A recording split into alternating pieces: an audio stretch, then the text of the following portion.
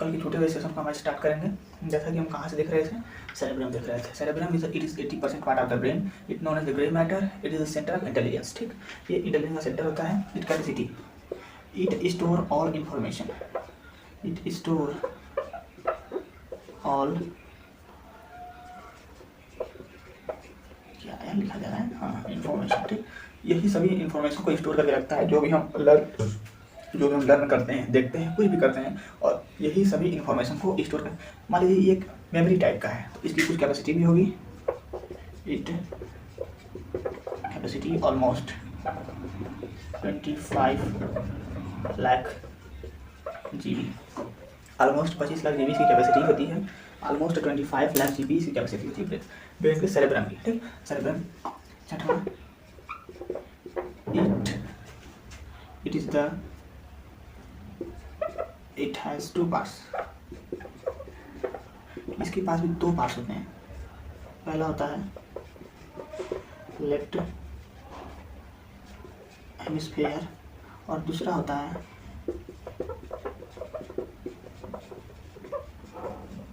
Right hemisphere. ठीक, left hemisphere, right hemisphere. जो left hemisphere होता है, जैसा कि देख रहे हैं हम, ये दायां हाथ है, तो दायां हाथ के जस्ट बगल में आता है, ये दायां के बगल में, ये लेफ्ट हेमिस्फीयर इधर है ना, ये लेफ्ट हेमिस्फीयर है, राइट हेमिस्फीयर। ठीक, ये लेफ्ट है, राइट है। ठीक, तो दायां के इधर लेफ्ट पाया जाता है, इधर राइट पाया जाता है। ठीक, तो लेफ्ट हेमिस्फीयर जो हमारा होता है, ये किसके लिए वर्क करता है? इट वर्क फॉर स्किल्स, जैसे मैथ, रीजनिंग, कैलकुलेशंस, ठीक, etcetera.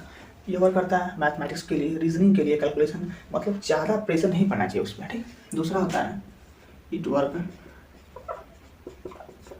For learning skills, arts, etcetera. मतलब ये स्टोर, इन्फॉर्मेशन को स्टोर करने के लिए, रटने के लिए, लर्न करने के लिए यूज़ किया जाता है। ठीक, जो लेफ्ट हैंडेड होते हैं उनका राइट हेमिस्फीयर ज़्यादा वर्क करता है, और जो राइट हैंडेड होते हैं उनका लेफ्ट हेमिस्फीयर ज़्यादा वर्क करता है। ठीक, ऐसे मुझे देख लिया जाएगा। अब मेन जो होता है, men use only one hemisphere at one time. मेन केवल एक हेमिस्फीयर को एक समय पर यूज कर सकता है। अगर वो मैथ कर रहा है तो मैथ ही कर पाएगा, अगर वो लर्न कर रहा है तो लर्न ही कर पाएगा। लेकिन जो वुमेन होती हैं, women use both simultaneously, women दोनों को साथ में यूज कर सकती हैं। ठीक, चलिए ठीक, अब देखते हैं 6 पार्ट हो गए, इसमें 7वां इधर कर लेते हैं।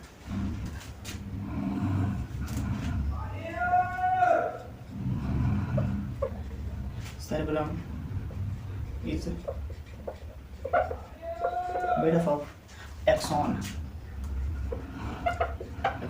एक्सॉन की वजह से ही इसका कलर ग्रे होता है। किसकी वजह से? एक्सॉन की वजह से इसका कलर ग्रे होता है। ठीक,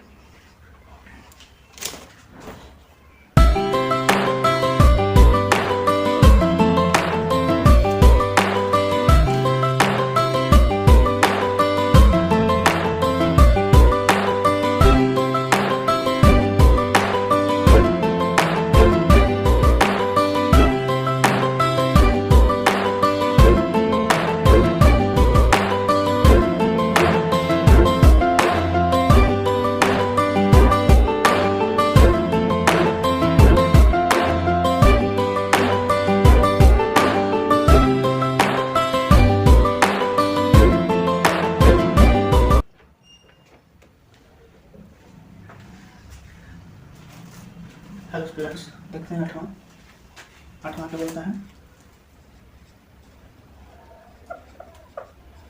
brain weight is 2% of body and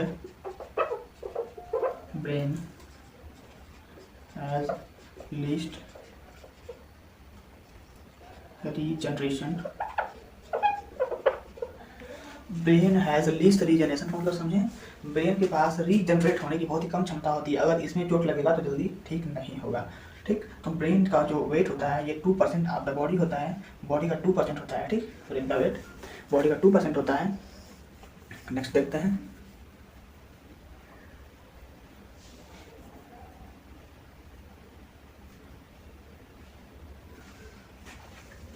number और ब्रेन जनरेट 12.2 वॉट इलेक्ट्रिसिटी। ठीक, जो हमारा ब्रेन होता है वो 12.25 वॉट इलेक्ट्रिसिटी जनरेट कर सकता है। ठीक, ये हमारा सेरेब्रम के बारे में हो गया। अब दूसरा देखते हैं हाइपोथैलेमस क्या होता है। इसको इरेज कर दिया जाएगा इधर से, इसको इरेज कर देते हैं। चलिए ठीक, इसको इरेज कर देते हैं।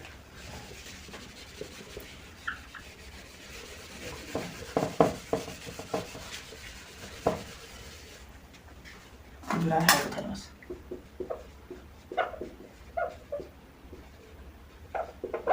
Hypothalamus is responsible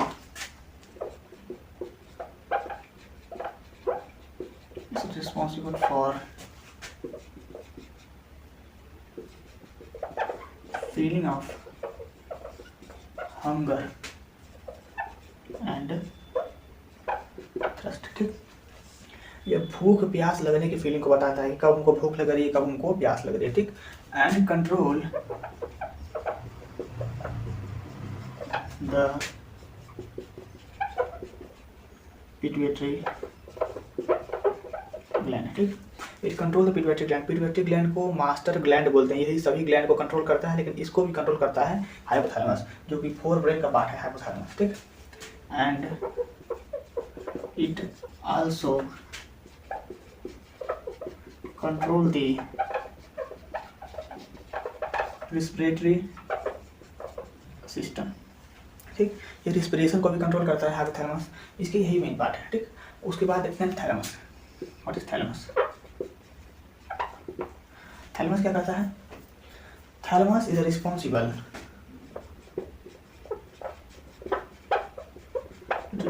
for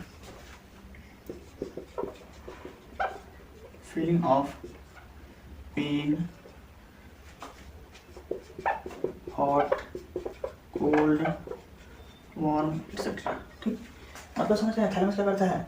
it is responsible for the feeling of pain, hot, cold, मतलब ये ठंडा गर्म, जैसे कोई हम ठंडी चीज छुएंगे तो ठंडे को बताएगा ठंडी चीज है, गर्म चीज। अगर कहीं हमारी बॉडी में पेन हो रहा है तो पेन को बताएगा कि पेन हो रहा है हमारी बॉडी में, उसके लिए कौन रिस्पॉन्सिबल है? थैलेमस। थैलेमस ही ये पेन कंट्रोल करता है। अगर थैलेमस हमारी बॉडी में काम नहीं करेगा, सही से प्रॉपर्ली काम नहीं करेगा, तो हमको चाहे जितना भी दर्द होगा हमको महसूस नहीं हो पाएगा कि हमको चोट लग रही है। ठीक, एमीडिया।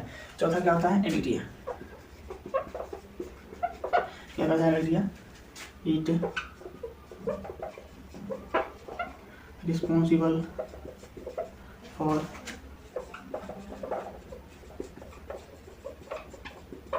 जनरेट इमोशन, जैसे रोना, गाना, चिल्लाना, ये सब कैसे होता है? It responsible for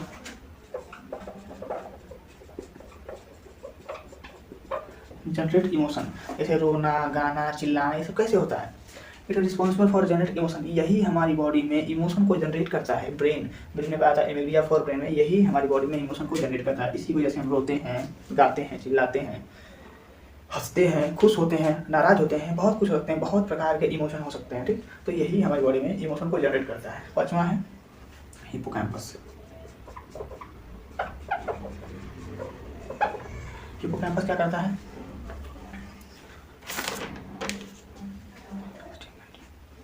hippocampus convert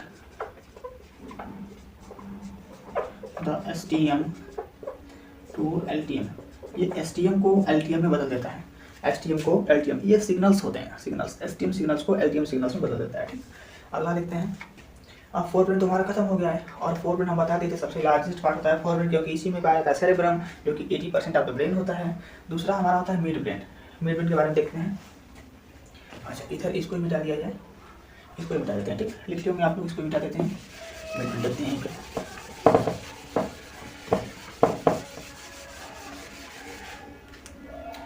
mid brain में क्या है? मिड ब्रेन तो बस एक ही चीज़ है, कार्पोरा क्वाड्रिजेमिना। इसके बारे में ऐसे ही देख लेते हैं क्या होता है कार्पोरा क्वाड्रिजेमिना।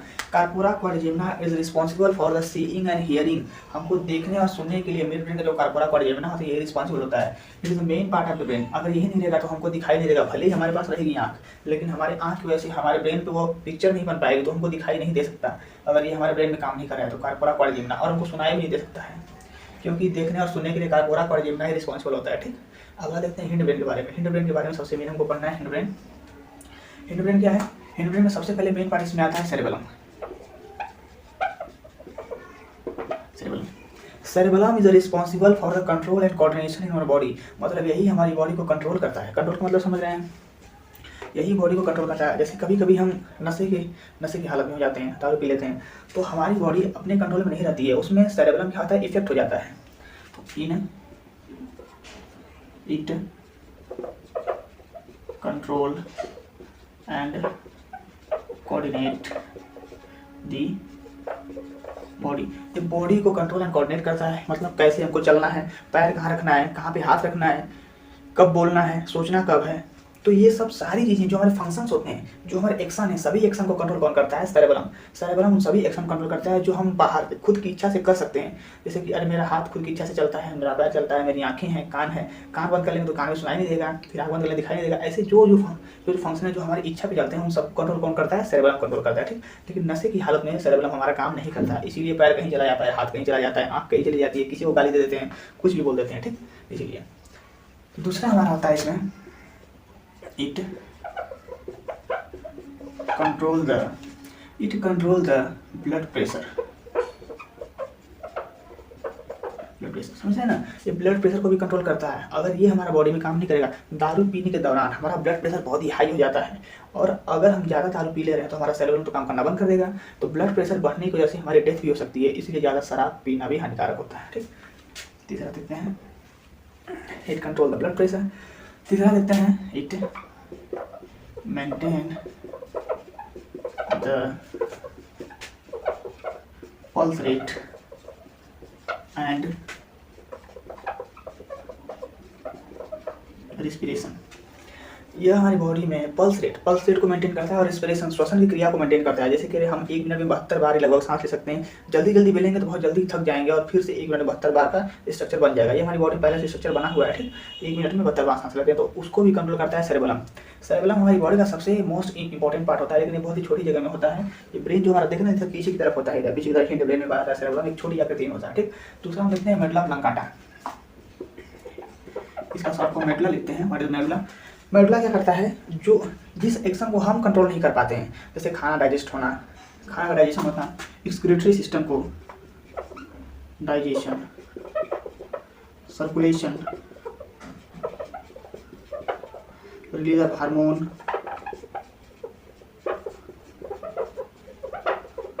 अरे गुस्सा भी आता है तो उसको भी हम कंट्रोल नहीं कर पाते हैं। गुस्सा वो भी रिलीज ऑफ हार्मोन पे होता है। बताएंगे हार्मोन में कि किस हार्मोन की वजह से हमको गुस्सा आता है, कौन सा हार्मोन रिलीज होता है तो हमको गुस्सा और तेज हो जाता है। ठीक, तो ये जो एक्शन हम कंट्रोल नहीं कर पाते हैं उसको मेडुला ऑब्लांगाटा कंट्रोल करता है। ठीक, जैसे हमारा डाइजेशन है, खाना कैसे कैसे पचेगा, खाना पहले मुंह में जाता है, फिर नली के द्वारा पेट में जाता है, छोटी आंत बड़ी आंत, फिर जाके हमारा खाना बाहर निकल जाता है। ऐसे जो कैसे कौन सा प्रोसेस होता है उन सबको मेडुला ऑब्लांगाटा कंट्रोल करता है। सर्कुलेशन, ब्लड सर्कुलेशन कैसे होगा वो सब कंट्रोल करता है।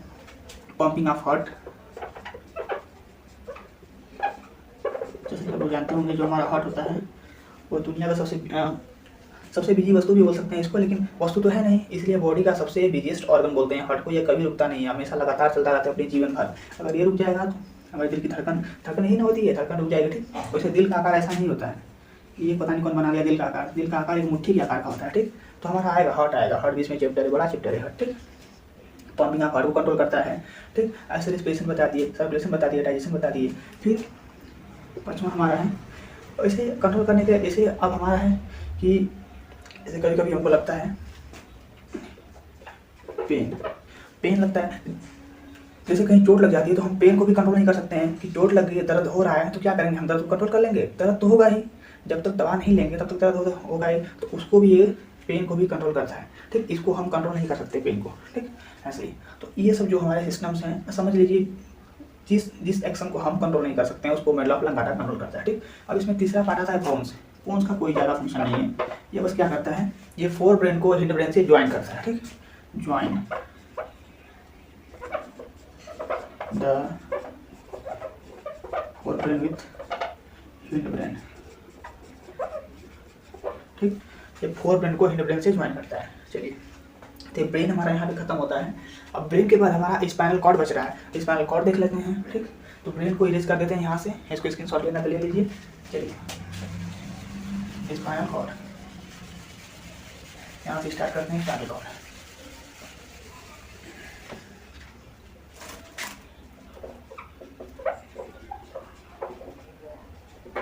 स्पाइनल कॉर्ड का कुछ ज़्यादा मेन फंक्शन नहीं है। ये क्या होता है कि ब्रेन से जुड़ा होता है और सारी नर्व्स जो आती हैं वो आगे स्पाइनल कॉर्ड से जुड़ जाती है। जैसे होता है ना बोर्ड इलेक्ट्रिसिटी, जैसे ये मान लीजिए कि यहाँ पावर हाउस